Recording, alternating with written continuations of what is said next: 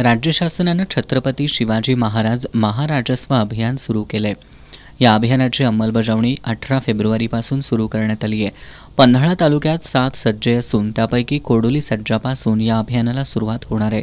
या अभियानाची पूर्वतयारी म्हणून पन्हाळ्याच्या तहसीलदार माधवी शिंदे यांनी कोडोली ग्रामपंचायत कार्यालयात संबंधितांची बैठक घेतली।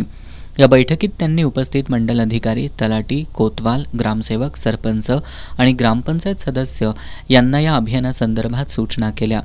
या अभियानामध्ये जिवंत सातबारा, लक्ष्मी मुक्ती योजना, सर्व प्रकारचे जातीचे आणि उत्पन्नाचे दाखले, सामाजिक अर्थसहाय्य योजना, बळीराजा पाणंद रस्ते योजना, त्याचबरोबर शासनाच्या इतर विभागाच्या योजनांची ताबडतोब अंमलबजावणी करण्यात येणार आहे। येत्या 7 मार्चला कोडोली मंडल कार्यालयाच्या कार्यक्षेत्रातील गावांसाठी हे राजस्व अभियान कोडोली इथं राबवण्यात येणार आहे। 14 मार्चला कोतोली इथं अभियान राबवण्यात येणार असून याचा लोकांनी लाभ घ्यावा असं आवाहन तहसीलदार माधवी शिंदे यांनी केलंय। विविध ज्या योजना आहेत त्या सर्वांचं कामकाज होणार आहे।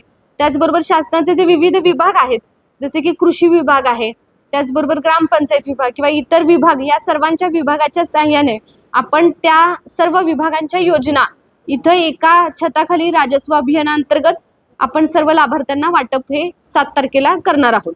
या बैठकीला पंचायत समितीचे सदस्य मोहन चोपडे, मंडल अधिकारी अरुण कांबळे, कोडोलीचे उपसरपंच डॉक्टर प्रशांत जमने, ग्रामसेवक जयवंत चव्हाण पाटील आदी उपस्थित होते।